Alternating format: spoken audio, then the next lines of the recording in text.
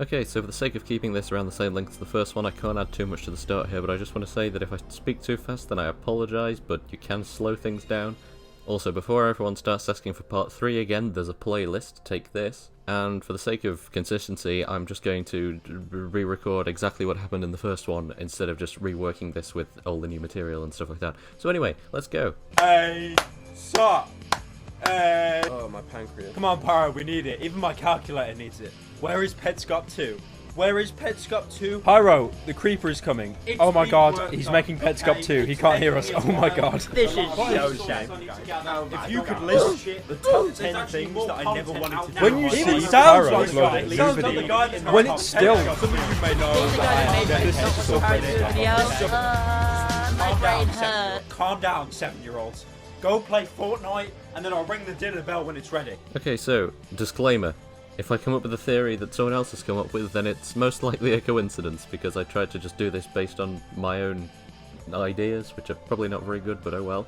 So yeah, as far as I'm aware, my ideas here are all original, and if someone else has said them, then I apologise. So, first off, one little detail that when I recorded the first one I thought no one had noticed, and then I proceeded to realise that absolutely everyone had noticed, is that the icon for the channel is now this, which is a dark pathway that looks to me like one of those road tunnels from video I think 6, with Paul's character. But in the olden days, Paul's character wasn't there. I don't know how significant this may be, but it's something, and considering basically everything is significant in this series, there you go.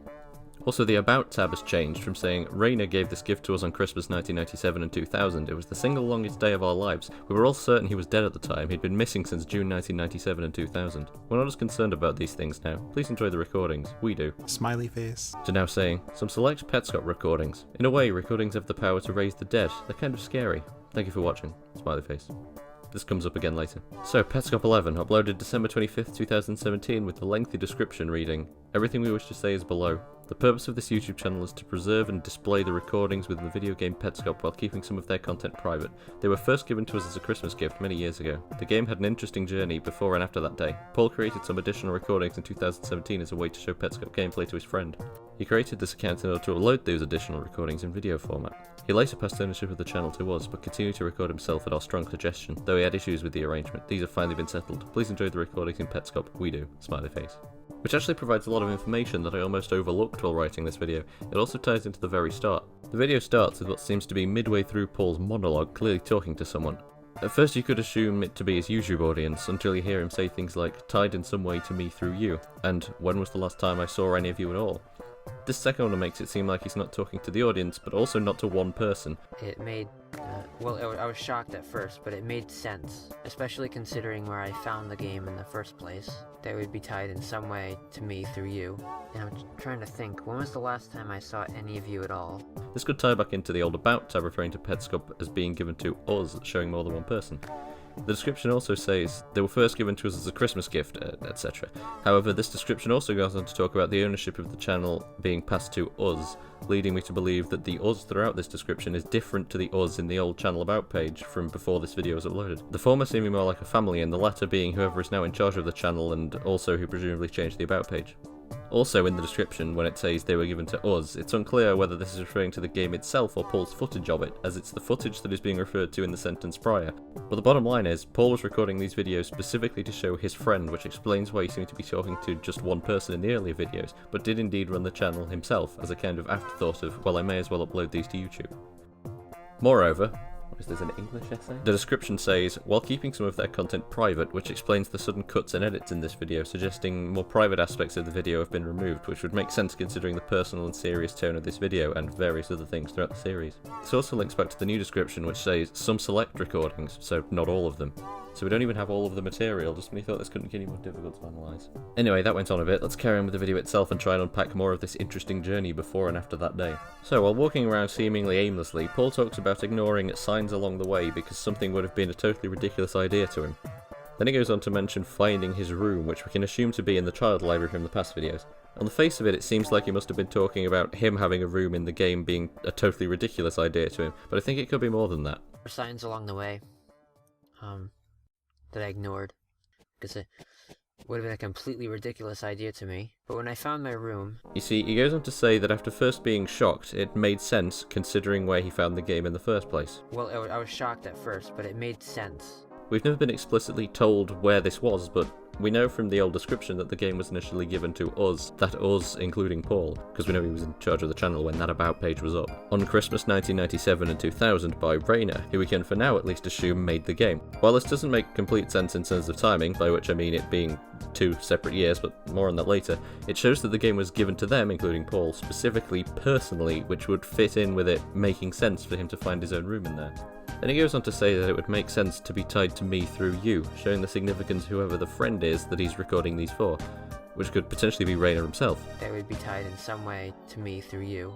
If we look back at the first Petscop video, Paul's opening lines are, "This is just to prove to you that I'm not lying about this game that I found." I think it's possible that Paul, friends with Rainer, forgot about the game sometime after getting it on that Christmas, presumably after 2000, the second date on that All About page, and then all these years later in 2017 found it lying around somewhere, sort of remembered it, tried it out and discovered the start of the underworld, so to speak, contacted Rainer who didn't believe him, causing him to record all these videos. Hence, prove to you that I'm not lying about this game that I found. Back in video 11, he talks about being a little kid back in 1999, meaning he was even littler, we're talking Leo size here, in 97 and not that much bigger in 2000. 1999. I was a kid. I was a small kid.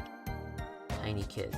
Meaning that regardless of which date we use from the About page to decide when he got and first played the game, he was probably too little to actually figure out how to logically catch the initial pets, meaning he never came across the darker side. He could have even enlisted other family members' help, with none of them being able to figure it out. You can picture it now, the whole family crowded around the PS1 for hours on end trying to catch these pets, maybe making progress occasionally, but never truly making significant progress for hours on end, making that Christmas day feel like the single longest day of their lives.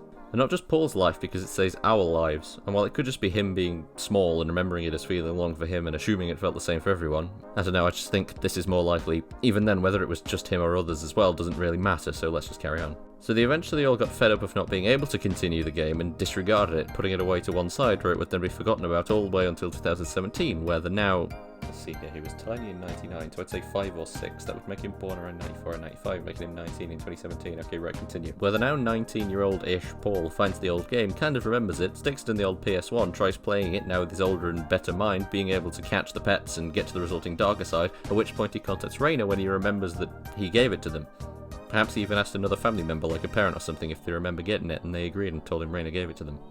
Who doesn't believe him, so he starts recording his playthrough, opening with, "Prove to you that I'm not lying about this game that I found." Granted, this doesn't address the 2 years and the bit about Rainer being dead, but we'll see where we can get with that later. We're still only a minute into our first video, let's get on with this. So Paul says it would make sense in the timeline, which could just be him being weirdly wordy about the whole thing timing well, but it does come before a jump cut, so there could have been more explanation there that has become some of the private stuff. It would make sense in the timeline.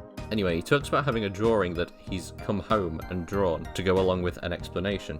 I have a drawing that I could scan and send to you. I just came home and drew this big drawing, and it's still, you still need an explanation on, because the drawing is not very clear, like scribbles really, but you need the visual to understand the explanation, right? So you need both. Now this next bit is a bit of a long shot, but I know from experience that making diagrams of timelines needs a visual element to make any kind of sense, as even for someone like me who denounces visual techniques for revision, timelines are one of the few things that I need a visual part to. So all I'm suggesting here is that he could have explained something to do with the timeline he mentioned before in the cut bit, and is now talking about a visual diagram of said timeline that he needs to send to the front to fully explain whatever he's explaining. How this would tie into him having a room making sense, I'm not sure, but I think it has a relation to something later on. But in the meantime, after another jump, Paul seems pretty sure that something will work before performing a series of movements that I at first thought could be the same as the cheat code from the first video, but, well, it isn't. I'm about 90% sure this is gonna work, 10% not so sure, but mostly sure. Not one more. Anyway, this seems to work as it triggers an ask box just like the one presented by the tool, but grey this time, much to his disbelief. Holy, it worked. I mean, I was 90% sure, but it's still a little shocking that it actually worked. That's very neat. How he knew what to try out to get this, I can't tell you, but I imagine it was either something Rainer suggested, something connected to something in an earlier episode I've missed, or something that came up in a cut section. Whatever the case is, it's here now, and he doesn't ask it anything. Another cut, and he finds what seems to be a wheel that spins as he walks around it, but not when he stops. There it is. Okay. He then interacts with it and triggers another ask box, into which he asks, "Where is the house?" So this one we wanna what do we wanna ask about the house? We wanna ask where is house? The wheel then spins without him moving and goes off the way it's turning. Another cut, a road, a late camera movement, and a sign telling him the house is frozen later, he finds the house. Interestingly, the camera stays at the road, it doesn't follow him over like usual. Anyway, he uses that big green key to unlock the front door of the house, but as we know from episode 1, Paul's character doesn't know how to open doors. Another cut later and we hear Paul struggling with right and left back on the road. Clockwise, the top is going to the right, and then, the bottom is going to the left. Right, and so when someone would say, righty tighty, lefty loosey, or, you turn this thing to the right. And I mean, I still get confused about that. And he somehow got the door open. Well, we have the door open now, so... Once inside the house, he finds and collects lots of gifts and observes people appearing and disappearing. Occasional muffled sounds can be heard in the background, and we see some strange cryptic text asking where he's been and who a present is for.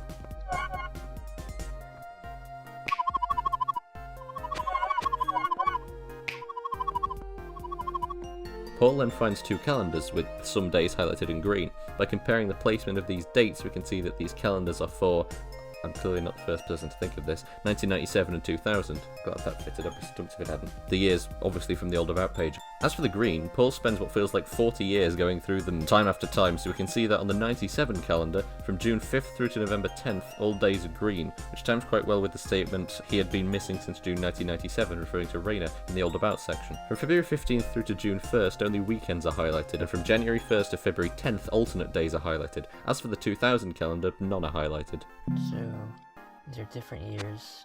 Yeah, thanks, Paul. Paul then notices the fully highlighted June through November, and it's almost like he's talking to someone else for a few seconds. Oh, okay. I don't know if you got that immediately. Yeah, so June to November. Then he starts talking about a girl who seemingly went missing. He then says he was a kid, and it couldn't have been in one of those periods where we weren't visiting very much. Yeah, on that topic, I don't remember meeting this girl at all. I don't remember knowing her at any point. And I remember you saying that we are exactly the same age. I just don't remember even hearing about anyone going missing, right? I don't remember her going missing, remember anything like that. I mean, I was a kid, but even then. Anyway, he then explains that the start and end of the June to November green patch falls on the day that this girl is reported missing and then found respectively. I don't know if you can verify these dates, but 5th of June, 10th of November, right, when she went missing and when she was found. Although he goes on to admit that there was a strong resemblance between him and this missing girl. I do agree there's a resemblance, very strong resemblance between us. At first I thought, how would he know if he didn't remember her? But then I realised that he was just probably shown a photo whenever this topic first came up or saw it on the news or something, you know. It would make sense for this girl to be Care, as we were told ages ago that Care is missing. Then he moves on to overthinking about the 25th of December on the calendars. Overthinking, I've never done anything like that, obviously. Before theorising about how this whole thing works. But I have my own theory. Outside the calendars, back in the house, there are the people mentioned before sitting at the TV. I realise this doesn't make complete sense, but hear me out. This could be representative of the family all sitting trying to play the game that Christmas Day, like I suggested earlier. I realise this doesn't exactly work because this wouldn't have happened yet when the game was programmed, but honestly I don't know if that's unreasonable at this point. But there is also another figure standing by the Christmas tree, and when one is present, the other disappears. What if one is representing Christmas 1997 and the other Christmas 2000 somehow? Also, on looking back, there is actually a third figure, which didn't make sense at first, but then I remembered the notice outside said the house had been frozen 3 times, so that's the third time then, unless one of the others is the third time, and my theories are all wrong, but I don't know, yeah. So Paul's character then goes to the bathroom, leaving the camera to either glitch a little or the footage be poorly cut and edited. Either way, it pans towards the TV before we're cut into the cramped bathroom to hear Paul comment that was an experience. What?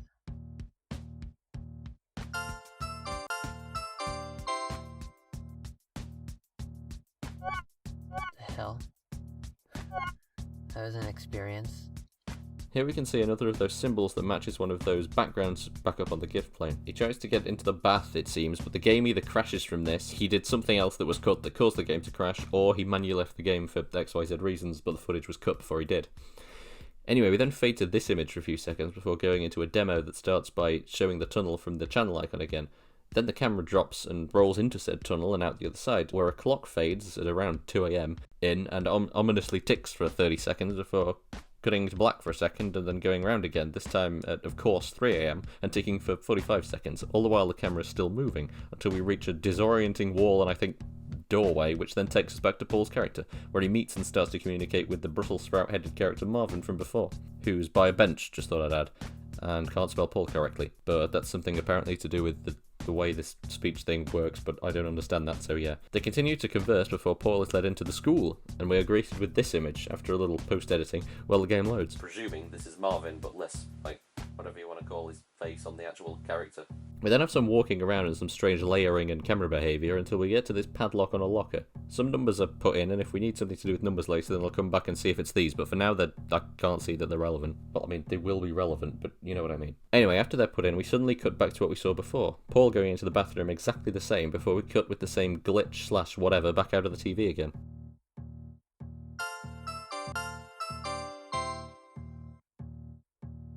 We then go into the bathroom itself again, where Paul does and says exactly the same as the first time, until he notices and breaks the pattern by commenting on the only difference. There's no white block with a symbol in the corner. There's also no triangle up to the bath either, but he doesn't mention / notice this.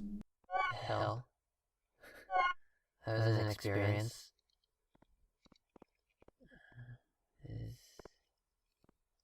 Huh. Hey, I could have sworn I just saw above the bathtub those white blocks with the symbols on them. We were seeing some of those before. I could have sworn I just saw one of those right there. But this is played out as almost deja vu.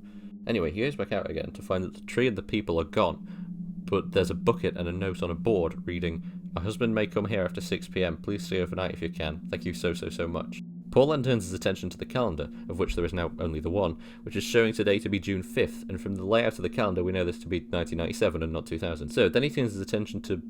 The hell is this? Whatever this is. Walking past it takes him into what seems to be Care's bedroom, in which you'll find Care A.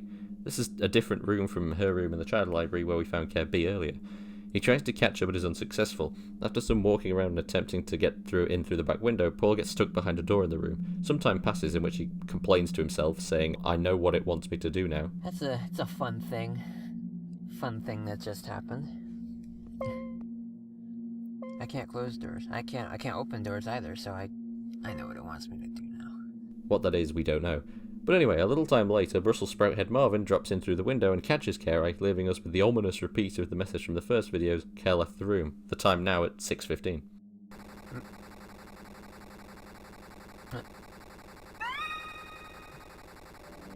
What? Uh-oh. Now, I don't know about you, but the way I see it, the note in the other room was for Care, written by some woman whose house this is, and she says her husband might come back after 6 p.m. Brussels sprout head Marvin comes in at 6:15 p.m, so as far as I can see, this, Marvin, is her husband. Who this woman is, we'll get to later. On the topic of Care, I'd just like to also add that the carpet and walls in Care's room in the child's library has a sunflower on it, no doubt linking to the she loves me not flower thing from before. Anyway, back to the here and now. Time then seems to jump back as Care is back on the bed, the air conditioning thing from the window is back in place, and the door Paul was stuck behind is now open again.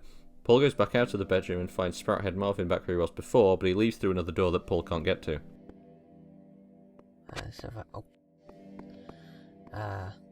Well...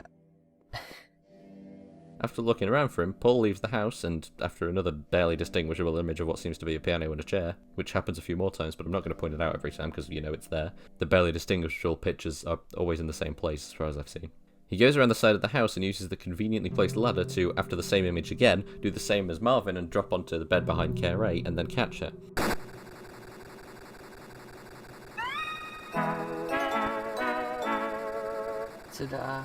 Side note, the camera now follows him up by the house where it didn't before, when it was stuck where the road was. He then pauses the game and we can see the message in the top right corner to read, "I'll come out in a minute, keep playing." And that's probably significant, ties somewhat back to the previous video in which Paul comments on how he feels the game is trying to make him feel that there's an entity in it, and how the best way to know is if it comes out. He goes through to Care's description, which reads, "When the emergency began, you were all looking for Care A. I told you all we'd never find Care A. When Care A goes missing, she goes missing forever. My brother didn't want us to find him because he knew we were all looking for Michael A. I'm back. This is my present for you. It started in 1996. I started it in 1996 for Marvin. If you think they're worth the effort, see if you can save Care B or Care NLM. Care B is in the school, of course. F you all and F me as well. Merry Christmas. Check your bathroom now.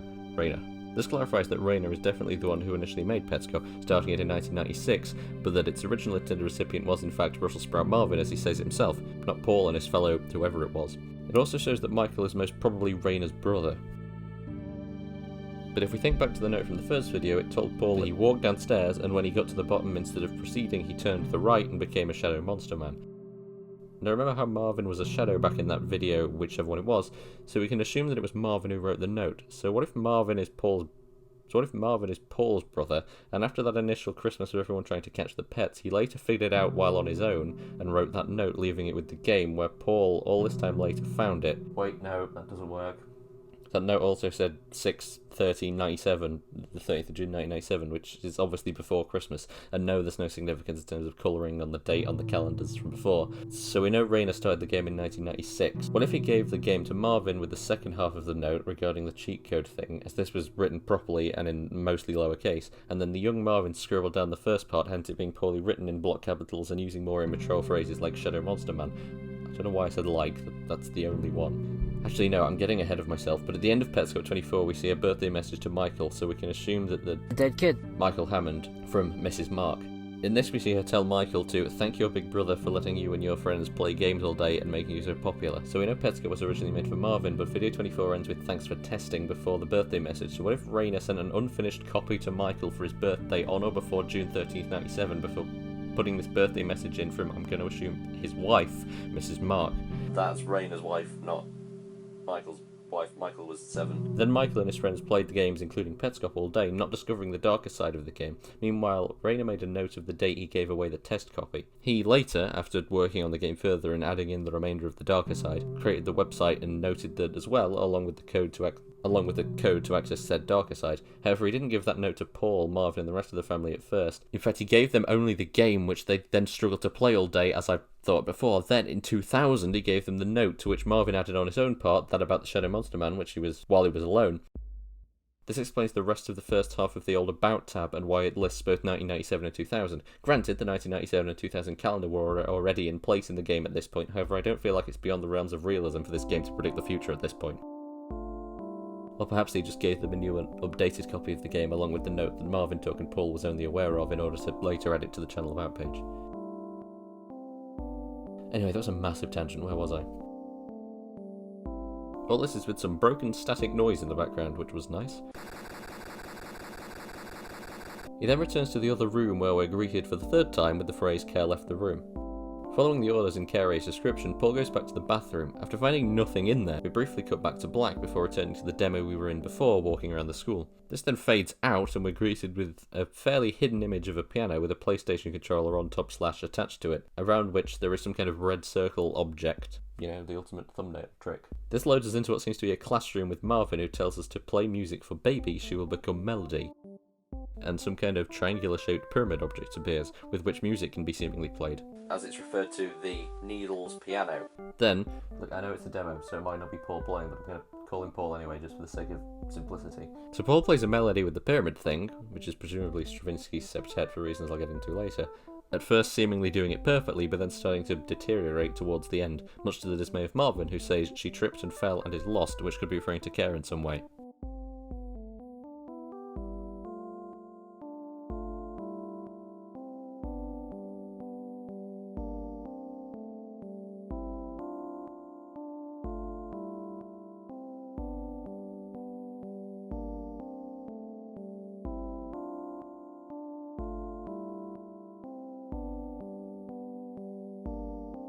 Stop. Sorry.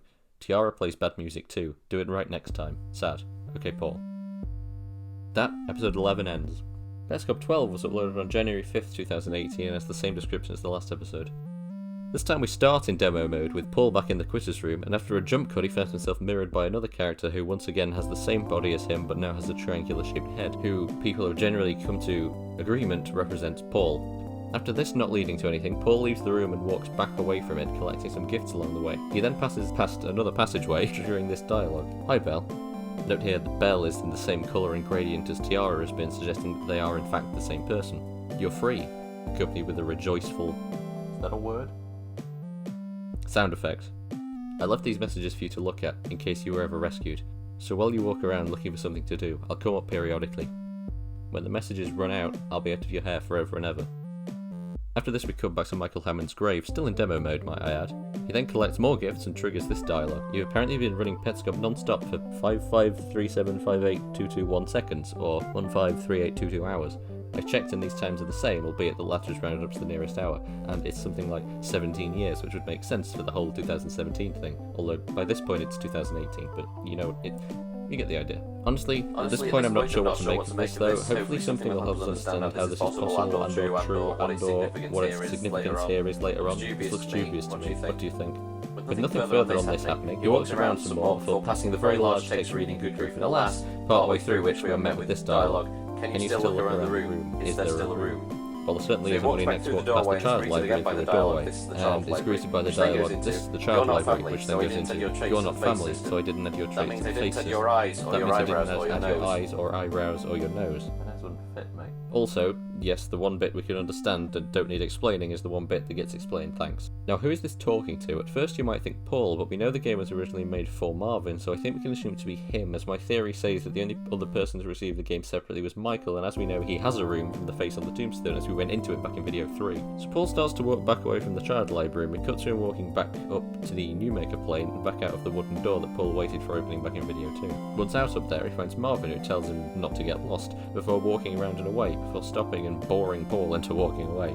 Another cut and he runs into the dialogue, "Happy birthday, Belle." The next pod is cut short after "I'm." Another cut and "I'm calling you Belle because that's who you are." You might be confused as to what happened. Yeah, I'm completely lost at this point, I won't lie to you. My only hope is that there's another 12 videos after this one. I was overeager before and started calling you Tiara prematurely. I created a space in the menu for you, still unused now. Then I put you inside the machine and played the second movement of Stravinsky's Septet on the Needles. Yeah, that's where that's from. I played it wrong, but that would have been okay. If you hadn't given up halfway, you would be Tiara. This is not what happened, and now I'm gone. I made some theories. I'm essentially Azzyland without the shock thumbnails at this point. Petscop 13 was uploaded on March 11th, 2018, and has the same description as the last two. So 13 starts us still in demo mode and back in the house with the calendars as Paul pushes the bucket out of door, and after the same images going through the stuff before, like I said, Paul's unhelpful commentary finally returns, him being as eager for something to happen as everyone else at this point. So we finally made some progress. He heads down the road again, despite the game still allegedly being in demo mode, unless he's just commentating over what's already happening and is not in control. That's probably it, to be honest. Anyway, we come across a blue tool, some kind of black gantry, like that first welcomed us to the gift plane back in the first video, as well as another of these white pattern blocks. So he catches the tool in the bucket, turning it black, and he takes both bucket and tool within it back down the road before we cut to him entering back into the house with them. Then the tool seemingly jumps out and we fade to black. Paul is given 15 gifts before we fade back in and the tool is gone, as has the quivering whatever it was around what we can now see to be a speaker next to some kind of dish. Then we cut to black before being suddenly back in even care with Paul's unhelpful voice informing us that this is a new game file despite it still being a demo, but who even knows anymore? I've lost any sense of anything in this game. I'm writing this in a pub. I'm losing my mind. It's been hours. Please help! Send help! Anyway, he says he felt like this room mirrors the main room of the house and takes the bucket from there and pushes it through into Ronith's room, in which he can finally catch him. And we find out that he is Tonith's baby half-brother. So at least he's not Tonith and Randis' child. Rest easy, Pyro. So could Ronith be the child of these two? Personally, I hope not. I've seen enough Flowey Rule 34 to last a lifetime. Having gone through his inconsequential description, Paul goes back to Amber and catches her, and we can assume he also caught the others as he is then congratulated for catching every pet in even care, aside from Tonith who isn't here yet, which we know because we know they appear down by the windmill. We're then told that we've seen everything in the game so far, but there will obviously be more, backing up my theory of test copies of the game. As if it wasn't a test copy for someone else other than Rainer, there'd be no point in putting a message saying that this is where we're up to so far. There will be more, so don't waste your time trying to find more because there isn't any yet. Because he would just know that. It's a growing organism.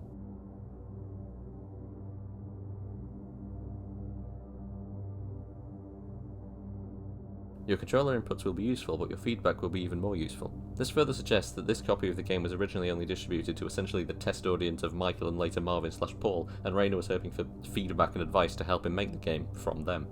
We then hear Paul moving around in the background and seemingly moving things.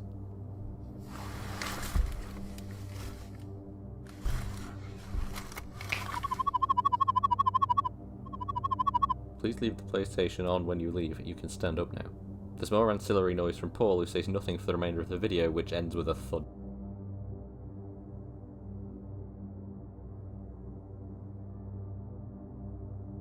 Petscop 14 was uploaded on July 17th, 2018 and has yet again the same description.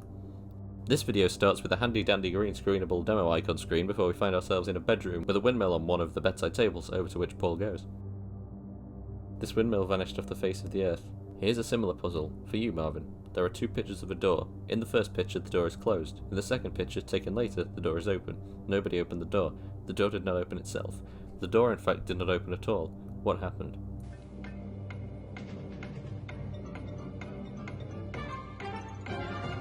They're two different doors. Come on, Caroline, you gotta do better than that. I definitely didn't just look that up and read it. And there's a lot of walking into furniture that is probably mirroring movements from some other points in the series, like with the treadmill and the flower petal picking timing up perfectly. Anyway, we cut to black for a second before cutting back to Paul, finally not in demo mode anymore, back in the house, having been inspired by an idea similar to that got him into the house. I can't just wait. Thankfully, I have been suddenly inspired by an idea that is, in a way, similar to the idea that brought me to this house. Because that idea involved pretending something was there that wasn't there. And this idea involves pretending that this door, right here, this one, is open rather than closed. You can see that it's closed. But what I'm going to do, and what I invite you to do as well, is I'm going to picture in my head that this door is actually open right now. Okay, Paul, whatever floats your boat. And if I were to pass through this doorway, what would happen? Would I bump into a door? No, because the door is open, right? I would just keep going into the room that's there. And I happen to know I'm going to walk into the room right now. I'm in the room. I happen to know what this room looks like because I saw it in a demo recording just today. His use of the phrase family YouTube proves, not that it really needed proving, we had enough to go off before, but you can never have too much evidence, that Paul is definitely uploading these videos himself and someone else isn't doing it for him. And you can see it too. I assume it will be up on the family YouTube along with this video that I'm recording. Then he gets left and right confused again and mentions that in the demo the things on the left weren't looked at. On the right side. And now we can see that the windmill has been censored for no other reason other than to annoy me, I swear. Oh wait, hang on, why are we in demo again? Been at this for hours, give me answers, Paul. To the right, and I think, so if I go to the right, God, I think I went a little too far, actually. What? Actually, wait, no, that makes sense. That was some edited in demo footage, so we knew what he was talking about. That's how the door was opened before. And if I go up, just keep going up, there will be a question mark that appears that will let me go and do something. And if I press X, something will happen. And what will happen, I think possibly a text box will open, because that's what happens with the windmill, right? No, that's not text. It's some discs in frames. Is this actually happening, or am I going insane from tiredness? What time is it? 8:50? It's not even that bad. I'm not even that tired. Text box appeared with text in it that is probably cryptic, and we don't really care too much about, so we're going to press X a bunch of times to get through all the text. But we can look at it later. And there could be a lot of it, so could be like a book in there. A lot of stuff I don't care about. A lot of it. Or it's not a text box, and it could be literally anything else in the world that happens when you press X. Although at one point here, he seems to shoo a cat away or something. Cat, what are you doing? I don't know. It's just what I heard. I'm playing this game too much. I've been analysing this game too much. So Paul says something about seeing recordings of his own playing from a year ago, and I'll just roll the tape. So I've actually seen recordings that it made of me from a year ago, and I had not seen that, recording in the time between, so it was holding on to this thing, and I only decided a year later to play back. there are also recordings that I assume are stored on the CD or might even be scripted. But in one of the recent videos, this was one that went on the public YouTube. I lost the video. I lost it. I had the audio. The game had the recording. Well, that explains why there was so much demo. So I think what's happening here is Paul is manipulating the system by pushing the buttons while in the house, and he's edited in the demo footage as it recorded these movements, and he's here overlaying it over the footage of what he's actually achieving in real time by doing this, all in the hope that the demo footage will be different as it... This is a terrible description, I'm going to reword this. So I think what's happening here is Paul is playing the game by pushing the buttons he thinks he would need to be pushing if the door was open, and this footage is recorded and then replayed through a demo where the door is open, so his inputs and movements do move him around the room. That was equal... Even, there were two parts to this session. It had both of them. It played them back 2 different occasions as demo recordings. I got them, but, okay, so here's the thing. Those demo recordings can be different, right? They can be different from when I was playing. So when I caught all those pets and it showed the text, that was different from what it showed when I was playing. It showed something, it happened to line up, right, perfectly, same number of text boxes and so forth, and also the music wasn't there in the demo. I also think that earlier when we saw the demo footage of this room with the windmill instead of the sensor box, he wasn't originally doing that in there, but he was in fact back in the other room, and what we were seeing was the demo recording that was of that and was different, and we may or may not have seen what he was doing originally in a previous video, and I honestly don't feel like looking, it's not that important anyway. Point being, he is putting in commands and showing us what he's doing in real time, and overlaying that, the demo footage that is resulting from what he's doing, that demo footage being different, because in the demo, the door into the bedroom is open, allowing him to get into it. We then cut to later on, apparently on his 6th attempt at messing with this and manipulating the demo recordings, now using the bucket. We then cut to what is the demo replay footage of attempt 22, which I'm just going to let play out here. This is attempt 22. And I think that's right.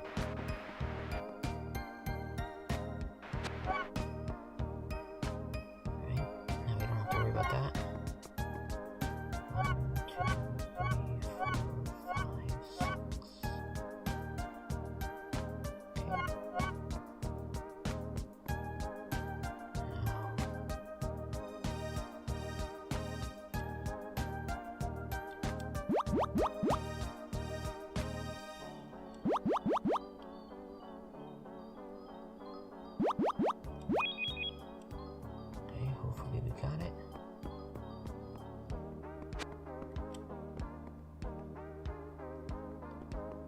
Alright, now we're on the scary part. 1, 2... Now. 1, 2, 3, 4, 5, 6, 7.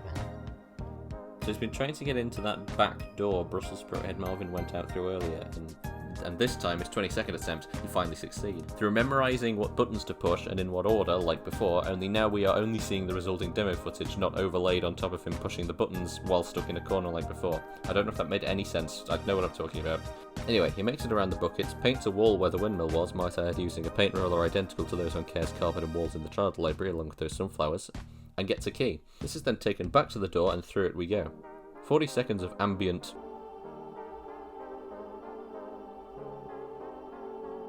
Later, we're back at boot up, and the Garolina logo is now pointing downwards at a different angle. Oh, that is probably significant or something.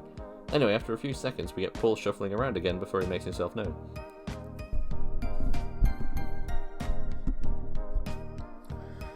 Here I am. And poor old him, his save file's been deleted. It deleted my files. So he goes with the only save there is and finds himself at the house on what seems to be Care's birthday.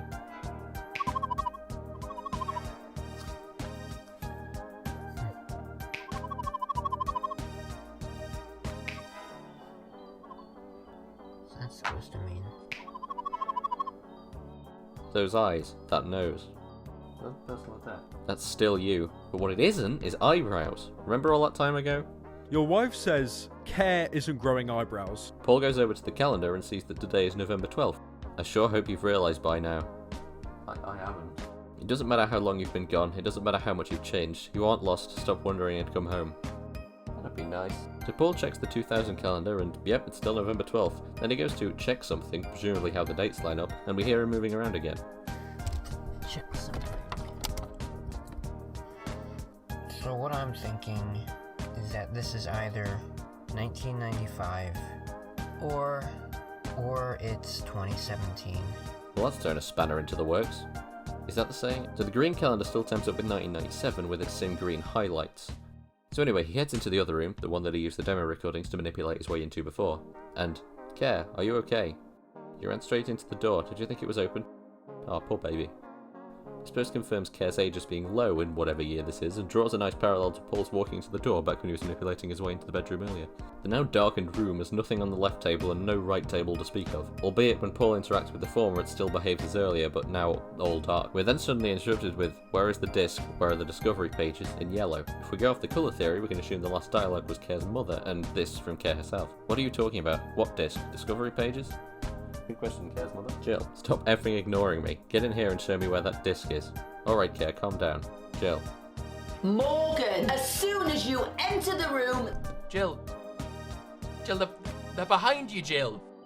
No, Care, this is Mummy. This is your mummy, sweetie. I'm right here in front of you. There's no one else here.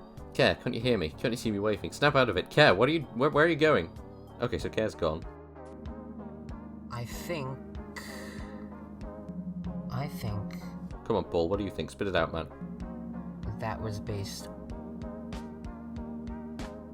off of a conversation that I had last year on my birthday. Oh, care to elaborate? If it wasn't just a coincidence, then that means I'm getting pranked, but I don't know how that magic trick works exactly. So anyway, then the game freezes and Paul says he's got to call Jill. Yeah, new characters. I have to call Jill.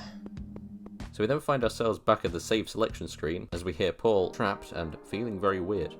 Trapped. I'm feeling very weird. The grass texture later, we're back at Care's birthday and Paul is on about rewriting CDRs. So through Google, I asked the internet, how might one rewrite to a CDR? And the internet's response to that question was, you idiot. You're an idiot. What are you doing?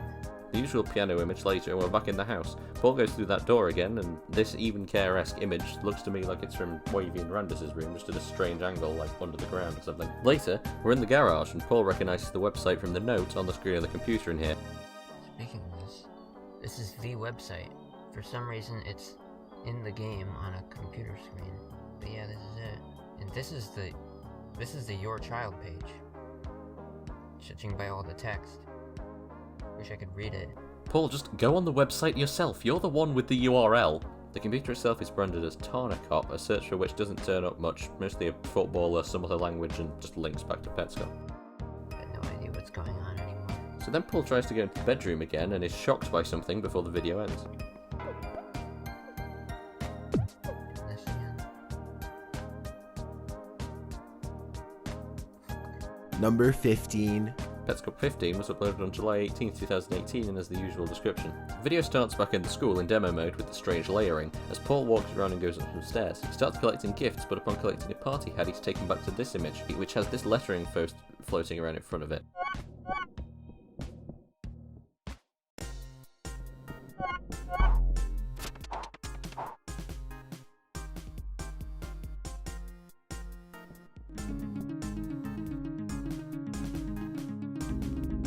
He walks back and continues, but the same thing happens. Each time we hear that this sound is always emanating from it, but only when Paul has got close enough for the text to appear. He goes through a strangely layered door and enters a classroom where we once again find Marvin. Not in table, sit here for the present. So Paul sits down and Marvin goes behind the chalkboard and presumably out of the room the way Paul just came in. We wait here for a few seconds before an audio cue and Marvin re-emerges, now with the figure from the first encounter in the Critters room. this is Belle. I am Tiara and not Belle. This makes sense, as we've established before, Tiara and Belle refers to the same character. And her arguing against being Belle adds more sense to the scene earlier when we saw the dialogue, I'm calling you Belle because that's who you are, on those 2 occasions. So we can assume that what we saw then was Marvin talking to Belle/Tiara, who was rebelling against being called Belle, causing Marvin to instruct her that she is Belle and not Tiara, suggesting that Marvin is somehow changing her, but not in the way you might think. Earlier on we saw the dialogue, I was overeager before and started calling you Tiara prematurely. If you hadn't given up halfway, you would be Tiara. This is not what happened, and now I'm gone. This says to me that Marvin was trying to somehow change Belle into Tiara, but halfway through the process, whatever said process entails, it went wrong, leaving Belle/Tiara as before. But the process had gone far enough for her to be convinced in her own mind that she was now Tiara, and she refuses to believe otherwise, no matter how many times Marvin tells her. But the question here is, what did the process entail? Could it almost be seen as rebirthing? This theory goes further, in fact. Way back in video 2 when we were in Care's room, Paul finds that note reading, Your wife says Care isn't growing eyebrows. You say that's a puzzle. You're secretly very excited to hear this news. You're in the bathtub, thinking about her. I have a guess at which child you'll pick next. If we continue the mentality from before of this being a note to Marvin, just like the one outside the child library, then I draw the conclusion that Marvin also tried this rebirthing, changing, whatever you want to call it, with Care, and that the process in some way revolves around having no eyebrows. Tiara says young people can be psychologically damaged beyond rebirthing. Tiara, not Belle. I'm not sure what to make of this, as regardless of whether Marvin tried to change Belle into Tiara before or after Care, she was always really Belle. Either way, Tiara is most probably alluding here to Care in the lowest of her NLM form as we saw her after the first incident with the sunflower, as she seems pretty psychologically damaged to me. Anyway, back in the present. Press Nifty. What? Good question. Nifty. No, player 1 press Nifty. A few seconds later we find ourselves in what seems to be a texture editor of sorts, where we see the various textures we're familiar with, including the chalkboard, the bricks, the door, and the picture. These patterns are drawn that probably mirror something on the gift plane or something, and Hi is written on the chalkboard. With that we return to the classroom to see the symbol is now all over the wall, thanks to being edited onto the texture, and the video ends. Petscop 16 was uploaded October 31st, 2018 and has no description, and this is the one that makes no sense at all! The video starts with this image that seems to be the garage of the house with an empty text box and some kind of other object that I can't distinguish. After some seconds of this, we're met with a message, no controller input has been detected for a very long time. Family, neighbours, police, or whoever, keep game console running, call provided phone number. And then the number itself has been censored. In the background, we're met with an emergency alert system-esque alarm sound periodically, and at various points the screen fades to red, matching that around what would be the number if it wasn't censored.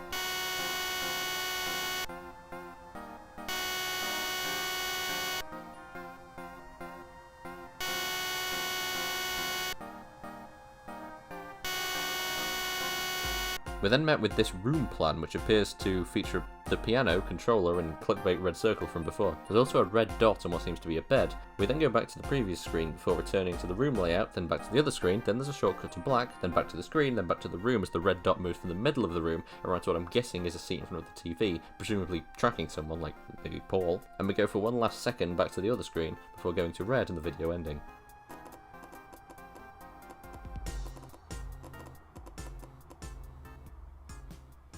Petscop 16+1, that's an old reference, was uploaded on April 21st, 2019 and has the same description as the new About tab, but with "We've finished our long Easter egg hunt" instead of "Thank you for watching," smiley face. Did I always enunciate the smiley face and not the old ones? Because if I did, that's some foreshadowing right there. The video starts exactly the same as the last, but then we close into the menu which reads, "The ghost room is a ship in a bottle," obviously referring to that room plan, because that had a caption of ghost room. We then go into the options menu and into sound test, where we cycle through many different sounds, including interestingly one called Work Zone Level 2, which must be what was originally intended. Also sounds 4E, 4F and 50 are 1997 calendar, 2000 calendar and 1997 calendar again, because like I said you can never have too much evidence. Although 51 is interestingly your calendar. We then reach sounds 85 and 84. Care says bye bye and Care says uh-oh, which we hear multiple times. Bye bye. Uh-oh. After a fair bit of toing and froing, Paul presumably holds down an 85, repeating the start of the sound more times than I would like to count. Until, just when your ears can't take it anymore, it switches to 84 and plays it once, which triggers a new menu to open. Bye bye. Bye bye. Bye bye. Uh-oh. All recordings, room impulse, and extra stuff being the options here. Paul selects room impulse, and we are met with a series of locations, the first of which being called Anna Office, suggesting that the owner of the house to be an Anna, potentially the one who wrote that note, such as Marvin's wife. There you go. Paul then goes to a second page, selects house and generation 10 of it before selecting play. We then quickly return to the main menu as the game resumes, first where we left off, but quickly changing after that same piano and chair again. I'm going to go out on a limb and say that these hidden images are tied specifically to one loading screen each and can't switch or change around. That's what I meant before when I said that they're always in the same place. Anyway, here we are met by lots of what are either test players or more likely like an AI walking around the room, all the same design as the figure we saw in the other side of the quitters room the most recent time we were in there that I said is generally be considered to be Paul. So it's probably Paul. We occasionally switch back to just the player character with a balloon and a party hat, and there's this thing in the corner that ticks around and was also in that last video. I'm not really sure what to make of this point. Another key point is that the area now has background more suited to even care and music to boot.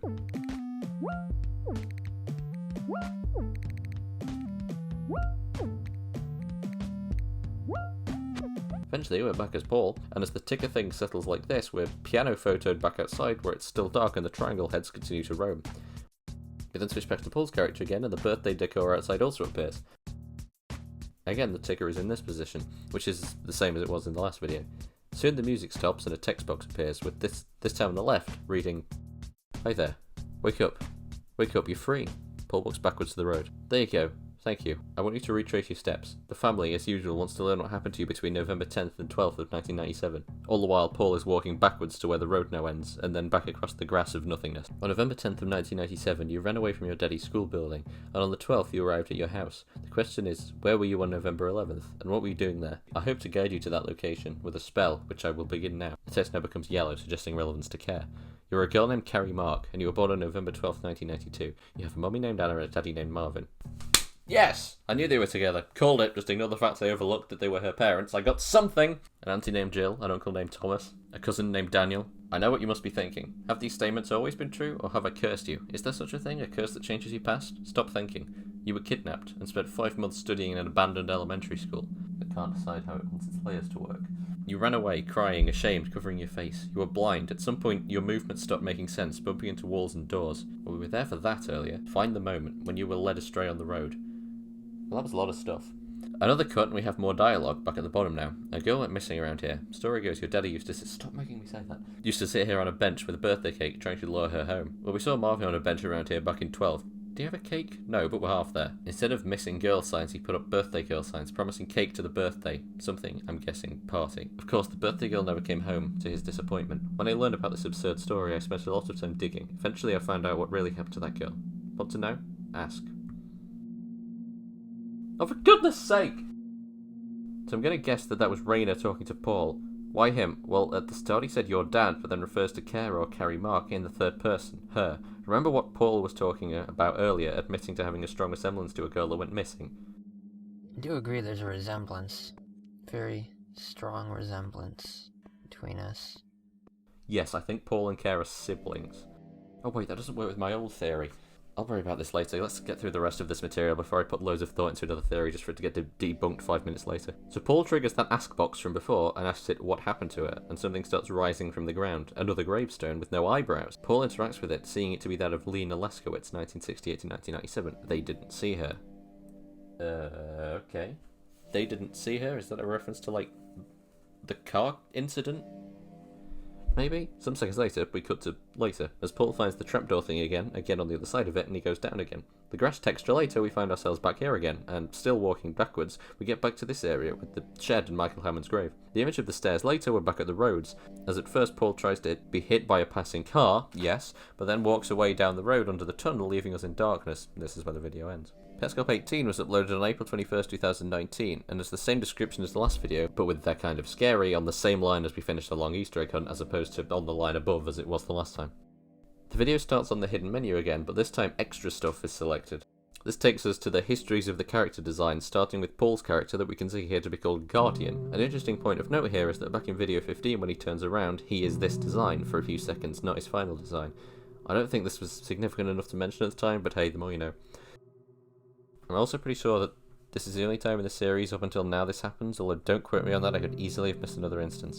I considered maybe when he glitches out with the next to the tool, but that's just that's not it, glitches out. Then we see Amber Randis Toneth, who at first didn't have a broken leg, Pen, who at first had legs, another character named Hudson, who I assume would have been in the work zone second leg. level had it ever been made. We then see Wavy's design history, although none of these are what Wavy looks like in the final game, and what is apparently a map of the gift plane, was it ever completed. We then get a nice 16 seconds on the house, which occasionally moves a little, but otherwise does nothing of note. Even the audio becomes quiet to an extent to which I don't even know if it's there or not, although for a split second, 2 minutes and 3 seconds, you can hear this. Eventually, the video ends. Petscop 19, we're getting there, was again uploaded on April 21st, 2019 as the same description as video 17. The video starts back in the hidden menu, but this time we open all recordings, which start with Family 3, before listing many auto recordings of the game, first accompanied by what I've been informed is a PlayStation 1, but then changing over to a disc. After many of these, we get to Family 2, and then a sudden escalation to FFF. I have no idea how this is better than me seeing it, but we'll crack on. So something must have gone very wrong with the save before that, which is none other than Tiara. I feel like this should have some significance, but again, at this point, I'm going to save theories for later. Many autos later, we see Belle 4 and Family, then more autos, then Care Dancing Sign, then more autos, then Marvin, then more autos, then Will, Wells, Trevor, Tony, Theo, Shelby, Sarah, Sally, Ryan 2, Rebecca, Ramona, Phil 2, Peter, Nick, Nathan 2, Mike 10, Melinda, Megan 2, Mackenzie, Lucas 3, Laura, Larry, Kyle, Kate, Joel, Jessica, James 3, Jack. How long is this sodding list of names? After many more names, there are more autos, then more names, more autos, more names, more autos, until we get to just one name. Mike. Michael Hammond. Gen 2 of the game. Mike was given the first copy to test it. I knew it! But Paul doesn't select those. He goes down to the very first, one of only 2 Gen 01 recordings. Sort Test. This takes us back to the menu, which says everything is a trick. Well, that's reassuring. As we go back to the garage image from the start of 16 and 17 before we're loaded into the recording. We see one of the earlier designs of the Guardian gliding and moving through assets with arrows on them without so much as a walk cycle animation. We then cut to Mike 2 being selected and the menu this time reads, "There are no changes, only replacements." We see a loading screen different to what we know to be the final one before finding ourselves in this room again, only now it has no door through to what we know as Ronan's room. There's still no walk cycle animation, there's no background design, no music and no collision detection, so Guardian clips through everything.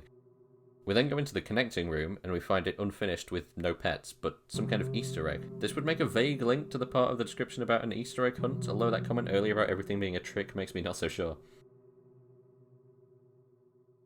What? One of the eggs was in Daniel's game? Now in video 17 we learn that Daniel was the name of Care's cousin, and what if Daniel is also Raina? Now this is the part where I said Raina sounds like a weird codename or a nickname, but then proceeded to just see the name Raina as people's real names everywhere, just immediately, and I'm really annoyed about that. So just Daniel and Raina are the same person, and Raina, despite the fact that Raina is in itself a name. What an unfair trick. Have you found every egg in the office?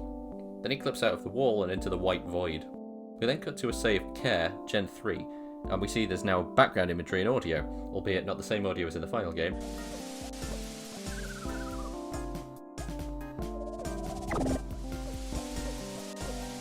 As well as Wavy and Randis being in place, the final design of the Guardian, and him not clipping through everything, albeit the room is still not quite entirely complete. All Care seems to do here is pace left and right. But then we cut to a save from the same gen, this one Belle, and she uses the bucket to catch the pets before going into their descriptions. We then cut to a Gen 4 recording named James 2, in which we see the player attempt to catch Amber to no avail. Then Gen 4 Phil, which you could say is trying to catch Ronath, although there's no movement of the characters. We then cut to Gen 5 Amber 2, which now has the correct music and basically nothing happens. Then Gen 5 Belle 3 catching Pen and the court message being layered incorrectly behind half the keys. We then see the same congratulations messages before and the video ends. Petscop 20 was yet again uploaded April 21st, 2019 and has the same description as number 18. The video starts in the All Recordings menu as Paul selects the Gen 6 recording Marvin. The menu reads, "There is so much to discover in the world of Petscop." The recording starts from the Garalina logo, this time pointing down towards the bottom left corner of the screen. We go through the initial startup. Marvin selects one of the 3 empty save files and titles it MVM, giving us an initial of a surname to think about later, as I assume those are initials. The game plays through just as we know it, with various cuts, and seemingly a long time spent trying to catch Ronath. Or so you think. Then he enters the controls section of the menu, and we see that the right and the left are the wrong way around, somewhat explaining the extent of Paul's confusion over the difference between the two back whenever that was. He then seemingly enters the code, as did Paul, explaining why he was checking the controls to make sure he was doing it right, which is what I think he was trying to do in here up until this point, not in fact trying to catch Ronath. Anyway, no hidden image and whatever this is later, he finds himself outside the little brick building. Once there, he walks around just as Paul did, and eventually we switch to an auto recording, still in Gen 6 and around the same place. We then switch to another auto, then Then another, and another. Now we're Gen 7 and starting again from the building. And when this one walks forwards from it, it triggers dialogue. Hi Marvin, Raina here. Hey, Vsauce, Michael here. You have to be careful this time. If you start running out there without a sense of purpose, you'll get lost. I'm writing this on July 10th, 1997, and Kara is still missing. We're searching. Last weekend, we almost got lost ourselves. Your search is harder. Beyond here, there are no landmarks. But this model of a brick building, though crude, should still be familiar to you. Where is this building?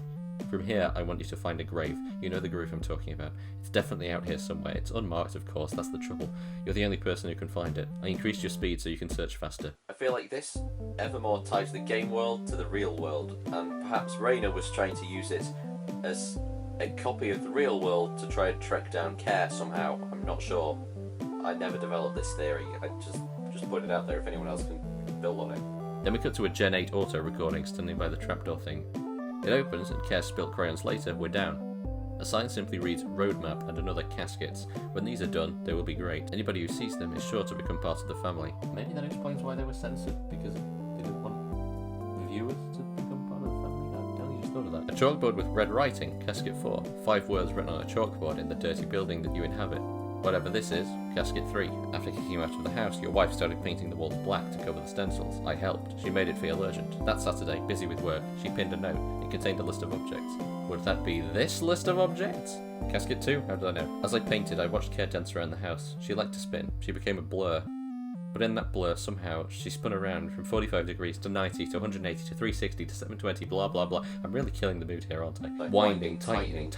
I was stunned by pure horror and disgust. Casket 1? Yup. I wrote that yup before I even saw it in real life. You showed Care her red blurry reflection in a vase. You said, do you see that? Look how ugly you are now. And this text is in green. Care squinted her eyes. The reflection wasn't clear at all, but as you began to describe her grisly deformities, she began to see them. Nobody wants to see you like this, you said. But she soon escaped and bravely returned home. In her bathroom mirror, she saw a clear picture. Places. The bench? The house. The school. The windmill? The windmill. Then we cut to the same auto at Michael Hammond's grave. We try to go back and get Michael's grave message stuck on the screen. Then we cut to talking to Tool, asking, did you find Lena? To which Tool responds, I don't know. Who is your boss? I don't know. What year is it? The Tool presents a calendar, but he doesn't look at it. Instead he goes to looking at the windmill and raises the camera up until we can hear the disoriented sound of children talking.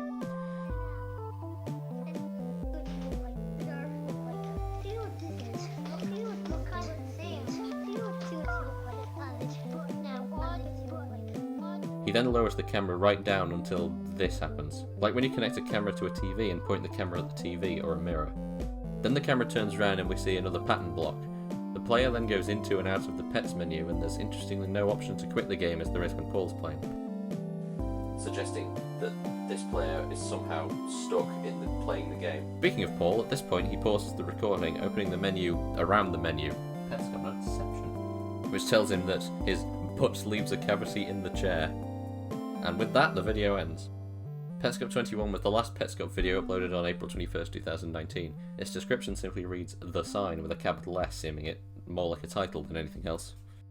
This title makes sense as soon as the video starts, as it's just the recording we saw in the list earlier, Care Dancing Sign, which someone realised syncs perfectly to a song, and here's a link. The only deeper meaning I can decipher from this video is that these two signs are those reading, When you're choosing a pet, find somebody that you like. You don't have to love them right away. Don't be discouraged if they run from you. They really do want a home. They're afraid. Show them that there's nothing to be afraid of. Make of that what you will. Petscop 22 was uploaded on September 2nd, 2019 and has a description reading just, in a way, recordings of the power to raise the dead. They're kind of scary. About tab. The video starts on a different Gen 8 auto recording, asking Tool, where was the windmill? The answer was annoyingly censored. There's then of course we hear Paul talking presumably on the phone, having sent whoever he's talking to the answer to that question. All we know is there's a 2 involved, and something that looks like a stone. I'm guessing these are coordinates, and at the actual place, in the real world, there is something that looks like a stone. Paul then proposes to go with whoever he's talking to, that they should go there, and believes that he's stopped the recording. I'm just gonna play it. How's it going? Yeah, I'm okay. What do you think of that picture?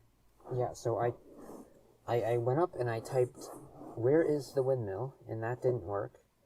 And so I tried, where was the windmill? And that's how I got the text in the picture. Yeah, I looked them up. The top numbers, I looked them up. You're going to want to look them up yourself. Yeah, punch them in. Yeah, oh wait, it's a 2. I know, me too. That was what, first thought. there's not a lot of detail, but it looks like a stone, right? Not yet. Actually, I wanted to go with you tomorrow. That's why yeah, Friday. How about that? Okay. No, I'm gonna sit on it until then. I'm not showing the family until I've seen it myself. Yeah. Oh, I don't know. I'm not recording. I stopped it. So, what do you think of the bottom numbers? No, they're different. I want to hear what you think first. Yep. Yeah, we would have to find out how big. Like, we'd have to find out how big a tile is. One of the tiles. Like, if we could figure out how big one tile is in like feet or meters. If we could, what I'm thinking is if we could measure how far away the staircase is, the staircase is from the windmill. The staircase closest, the one that's closest to the windmill. If we could measure how far away that is from the windmill, what I'm wondering is if we could find something there. Yeah, exactly. We could do that. It's unlikely. This is already it's exciting. This is why I'm not telling the family, because it's exciting. But it's unlikely, but it's still worth a try. And what I'm thinking we should do, go and measure the stone on the ground, compare it to the size of the windmill in the game, and then we can use that for conversions, which we can do it based on tiles, how far we can walk in a second, like speed, whatever is the easy way to do what I'm thinking. Sure. And I think it's more likely we could use real life to find things in the game, like the reverse, which we can do that, and then we don't have to like aimlessly walk around to find stuff. That would be interesting, right? If we could take that. That's yep. I know, and I could probably just measure the stone now from the satellite right now, roughly.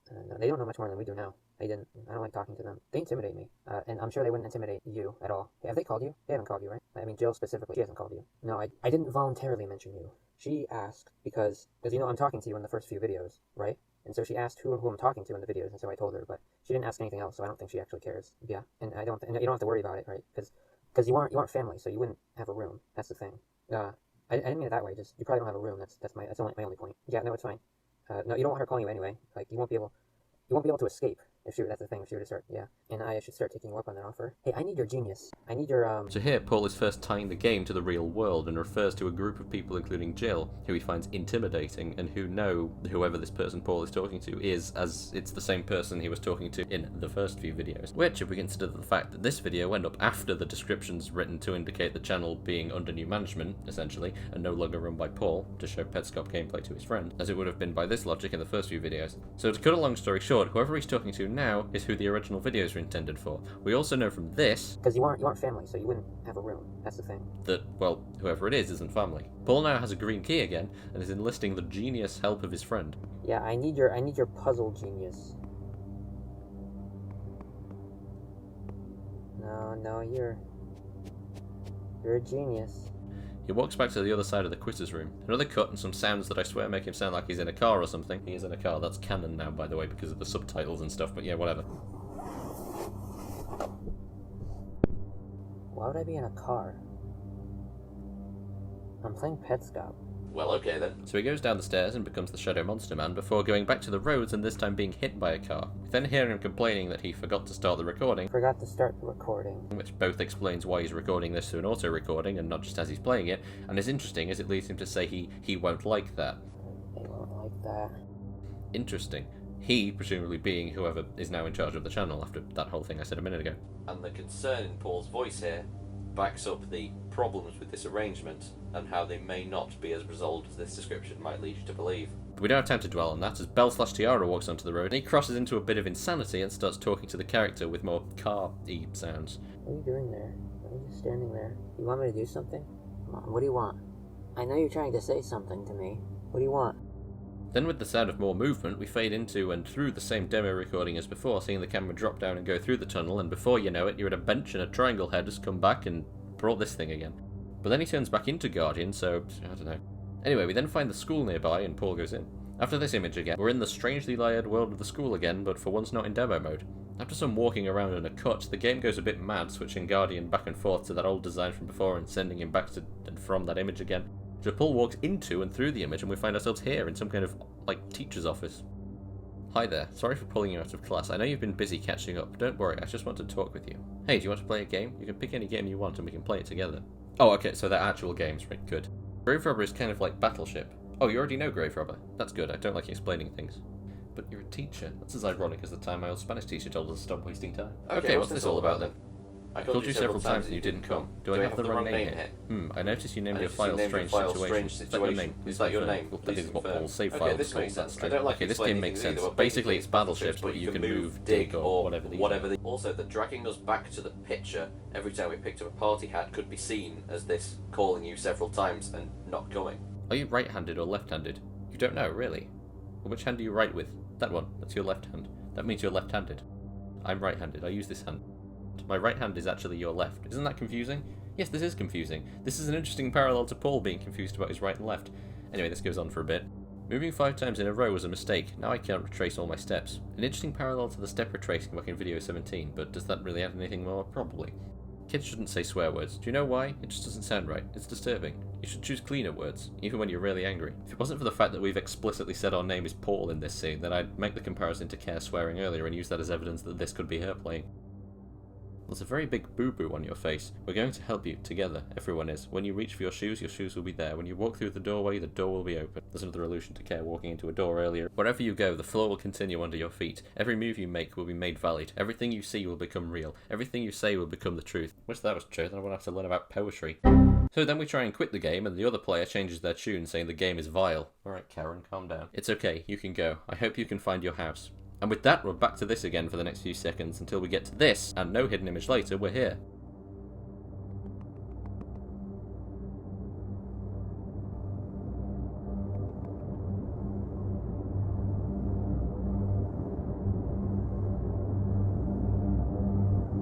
And that's it, next! Petscop 23 was uploaded on September 2nd, 2019 and has no description.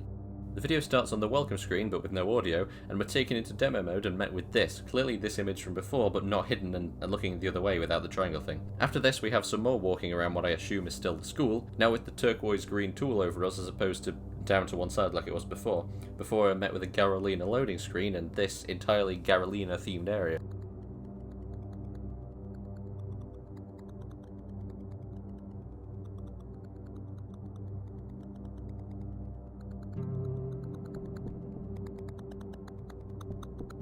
With whatever this party hat with party hats circling it is. Here we can see more computers with the same logo on as the one in the office, and all with time ticking away on them.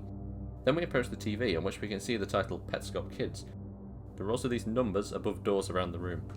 We then deposit the turquoise green tool in the Christmas tree of party hats, and fade to black, collecting what I assume to be those party hats, before finding ourselves back with green tool in the now quiet and dark room, with no light coming from anywhere but the Petscop Kids TV. We walk to the back of the room and go through a door, finding ourselves in another classroom, with the same numbers that were above the doors in the other room, above other things here, and with the chalkboard with the red writing on that we saw earlier, although apparently we can't see what it says. So anyway, then we see that Marvin has turned up in the classroom. Paul, what room are you in?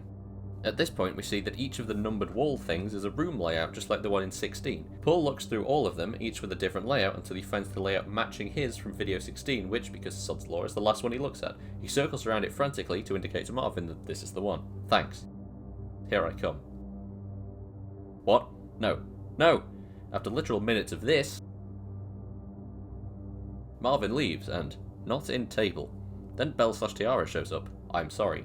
Help. Belle/Tiara goes back to the chalkboard and writes in it 9/2/19, no doubt alluding to the date that this took place and was uploaded. Belle/Tiara leaves and Paul follows back into the last room. Also at this point I noticed the letters on the floor are the same design as Shadow Monster Man Marvin used way back in the video when Paul stared at the window for 2 hours. We're back in the school, and back to that locker again. He inputs the numbers 9/2/19, the ones Belle/Tiara wrote and the date this was uploaded, and the locker opens. Inside is the egg from video 19 and a note that reads, Your new life letter, the name Tiara Leskowitz, your message. Right, okay, this is gonna hurt my eyes. You are off to school today. I will miss you. I love you so much. I miss you so much when you are off to school for the day. I will be waiting for you when you come home. I will be on a lawn chair in the driveway waiting for the bus to drop you off. Every day I'm so happy to see you come home and tell me what you learned. I hope everybody treats you with love and respect. Love you forever, no matter what. Mummy. What's soppy?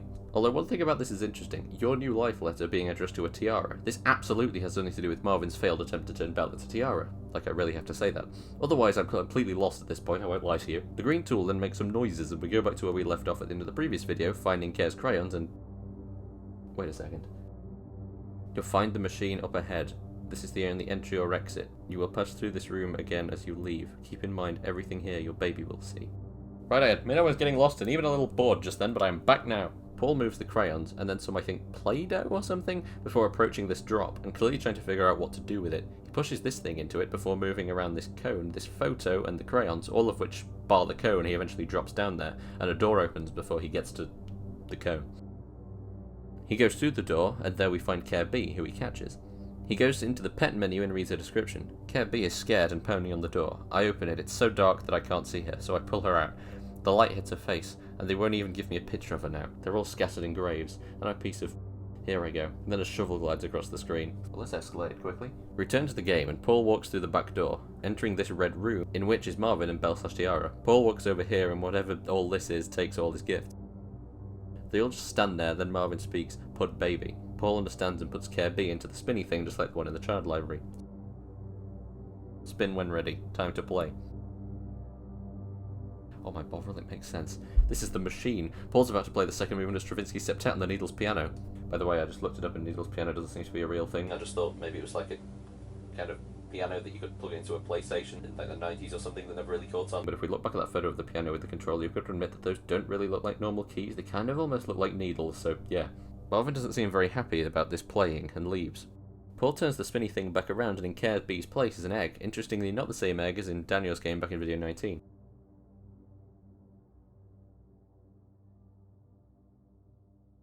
He reads the item description that reads the same as the last of the first thing we ever read in a Petscop item description way back in episode 1. You should start thinking about that. With that, Paul gets back out of the school and treks down the locker again, opening it up and depositing that egg inside it along with the other.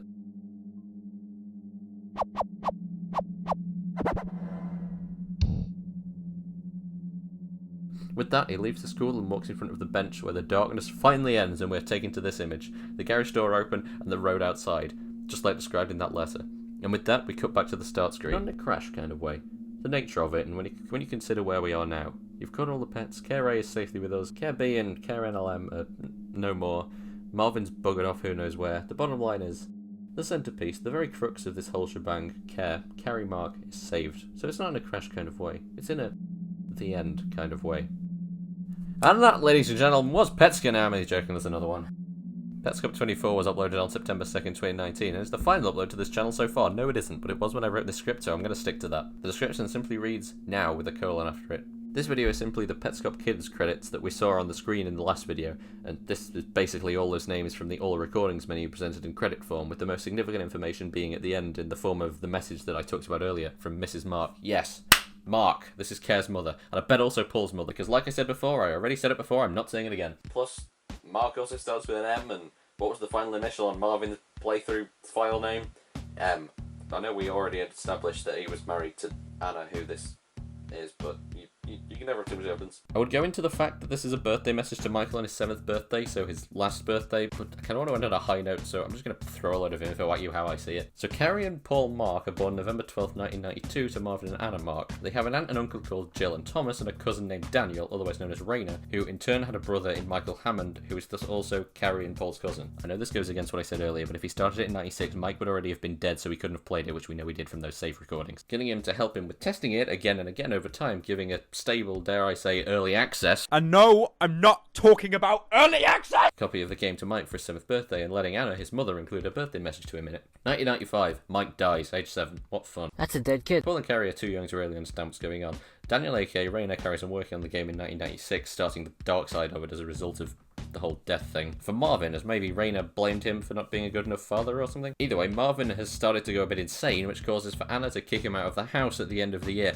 Oh yes, and Anna was very protective over Marvin, spending as little time as possible with Paul and Carrie, and over time it gets less and less as 97 passes. The green days on the 97 calendar. Until June 5th, 1997. Carrie is home alone with a note from her mother telling her to stay home overnight, which seems like a bad idea with hindsight really, and Marvin might turn up later. He does and kidnaps Carrie for 5 months from June 5th to November 10th, the green days on the rest of the 97 calendar. At this point, Michael/Raina is putting all sorts about this in the game, and then gives it to the family, Paul, Carrie and Anna, on Christmas Day 1997, complete with the note attached with the date on, the date the game was finished, and the explanation of how to get to the dark side. They spend practically all day trying to figure out how to play the game, making it feel like the single longest day of their lives. Sunday after this, Paul becomes the Shadow Monster Man and writes that down on the paper, before the game was disregarded until 2017, and Paul finds finds it and starts to play it, telling his unrelated by family friend about it and sending them the footage, and then uploading it to YouTube. Then in 2018, someone else acquired the channel from him, and that's where I ran out of ideas. I'll never be able to figure all of this out. This doesn't even factor in Lena Leskowitz, unless she's just a red herring, I don't know. So yes, you can come to your own conclusions, because I am tired. Thank you, and good night.